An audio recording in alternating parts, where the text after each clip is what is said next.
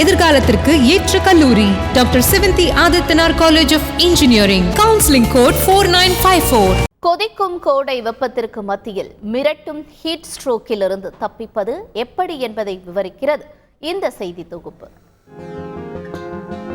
கொதிக்கும் கோடை வெயில் அனல் காற்றை தாங்க முடியாது தவிக்கும் மக்கள் தண்ணீர், இளநீர், பழச்சாறு, மோரை குடித்துவிட்டு வீடுகளுக்குள்ளே முடங்கி வருகிறார்கள்.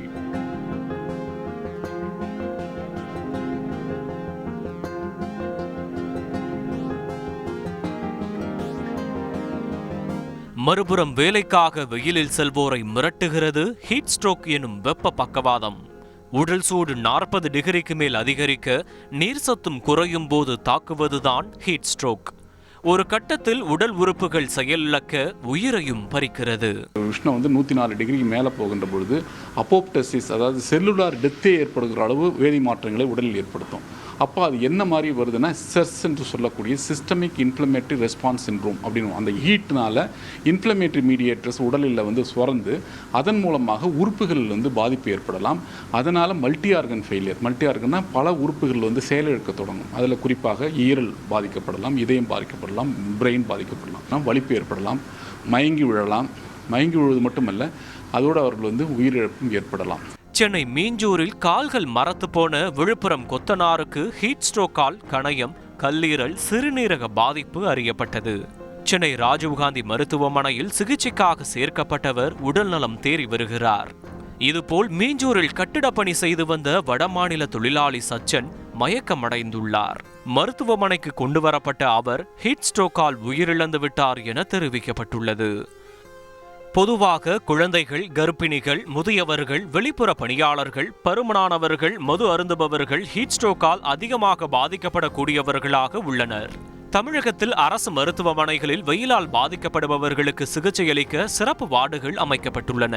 வெயில் மிரட்ட தொடங்கியதுமே மதியம் 12 மணி முதல் மாலை 3 மணி வரையில் வீட்டை விட்டு வெளியே வர வேண்டாம் என அரசு எச்சரித்தது. மருத்துவர்களும் இதையே வலியுறுத்துகிறார்கள். லீவ் விட்ட உடனே என்ன பண்ணுவாங்க, எல்லாரும் விளையாடணும். மேற்பார்வையில் தான் இந்த நேரங்களில் குழந்தைகளை விளையாட விடணும். குறிப்பாக 11லேருந்து 3 மணி வரைக்கும் அவர்களை விளையாட அனுமதிக்க கூடாது. கர்ப்பிணி தாய்மார்கள் குறிப்பாக இந்த நேரங்களில் வெளியில் வர்றதை நம்ம தவிர்க்கணும். தேவையான அளவு நீராகாரங்களை எடுத்துக்கொள்ள வேண்டும். காத்தோட்டமாக வெண்மையான துணிகளை காட்டன் துணி, பருத்தி துணியாக ஒரு அரை முழு ஸ்லீவ் கூட போட்டு, ஆனால் காத்தோட்டம் நல்லா இருக்கிற மாதிரி நம்ம போட்டுட்டோம்னா அந்த வெப்பத்தை உடல் ஆடையை வாங்கி வச்சுக்காது. திரவ ஆகாரங்கள் நிறைய பகிருங்க. நீர் குடிக்கலாம், இளநீ குடிக்கலாம், இந்த மாதிரி ஜூஸ் குடிக்கலாம். இதெல்லாம் நீங்கள் நிறையா குடிச்சிட்டு இருக்கலாம். தண்ணி உடம்புல ஹைட்ரேட் பண்ணிட்டே இருக்கணும். எவ்வளோ குடித்தாலும் உடம்பு ஆவியாகிட்டே இருக்கும், வேர்வையாக ஆவியாகிட்டே இருக்கும். அந்தளவுக்கு உடம்பு ஹைட்ரேட் பண்ணிக்கோங்க. நிறையா தண்ணி கொடுங்க, ரெஸ்ட் எடுங்க. மத்தியான நேரத்தில் வெளியில் போகிற தவிர்த்துருங்க. ஏதாவது சிறிய அறிகுறி வந்தாலும் உடனே கவனிச்சிடுங்க. அது மயக்கங்கிட்ட போட்டு விழுந்துட்டாங்கன்னா முதியவர்கள் முதல்ல அவங்க வெப்பத்தை குறைக்க பாருங்க. வெளியே போக வேண்டிய கட்டாயம் என்றால் நீரை எடுத்துச் செல்லும்படியும் அறிவுறுத்துகிறார்கள். இதற்கிடையே வெயில் சுட்டரிக்கும் போதும் தொழிலாளர்கள் கட்டிட வேலைகளில் இருப்பதை பார்க்க முடிகிறது என சொல்லும் சமூக ஆர்வலர்கள் அரசு அதை முறைப்படுத்த கோரிக்கை விடுக்கிறார்கள்.